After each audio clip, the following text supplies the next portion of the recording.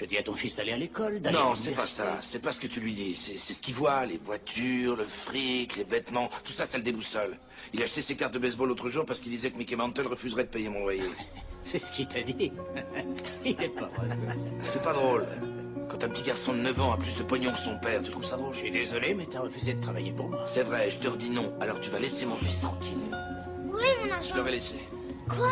Pourquoi t'as fait ça? Cet argent était à moi. C'est pas de l'argent honnête, je refuse qu'il traîne à la maison, tu m'entends? Mais il était à moi, Je t'avais ne veux pas le pas droit. que tu t'approches de ce type. S'il te plaît, écoute-moi. Que je ne te revoie pas avec ce type, Calogero. Mais écoute-moi! Non, c'est toi qui vas écouter, je ne veux pas te voir avec ce type. Sonny a raison, l'ouvrier est un con. Ouais, un con. Il a tort, c'est facile d'appuyer sur la détente. Mais se lever tous les matins et aller travailler pour essayer de survivre, ça c'est plus difficile. Alors qui c'est le vrai dur dans l'histoire? Eh ben je vais te le dire, c'est l'ouvrier, oui c'est ton père, le vrai dur. Mais tout le monde l'aime. C'est comme toi dans ton bus, tout le monde t'aime, c'est pareil. Non, c'est très différent, les gens ne l'aiment pas, ils ont peur de lui. Ils le craignent. Je suis comme rien, papa. C'est normal. Tu comprendras quand tu seras plus grand. Le gars au fond du bus, toujours la triste, un peu autiste. Mais laisse-moi dire la vérité, ce type c'est un artiste. Tous les jours ce mec peint, dessine, écrit des chansons. Il a la clé de la vérité, mais personne lui donne raison.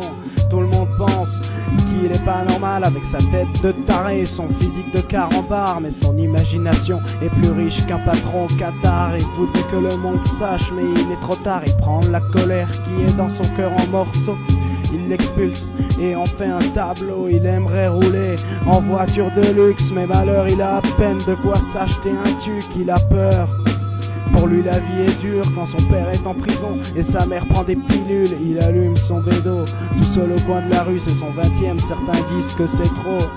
Mais à chaque taf, sa tête se remplit de sons, de guitare, de batterie. Sa vision change, c'est une pute qui lui fait une gâterie.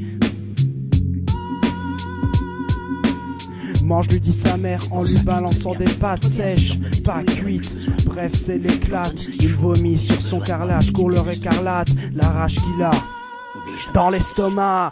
Il veut pas faire partie de ces connards de Serra. Il veut réussir sans se battre dans cet océan de cobra.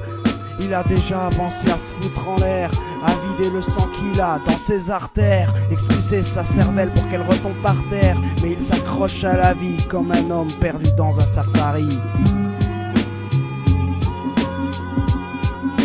Il rit pour garder le moral, mais il sait que c'est mort comme muet dans une chorale. Peu à peu il s'approche du piédestal, toujours pauvre à 40 balais. Il se dit qu'un jour faudrait décoller, mais il reste collé à ce monde infâme où pour être viril il faut frapper sa femme. Son patron l'a viré à cause d'une odeur de fumée dans l'air.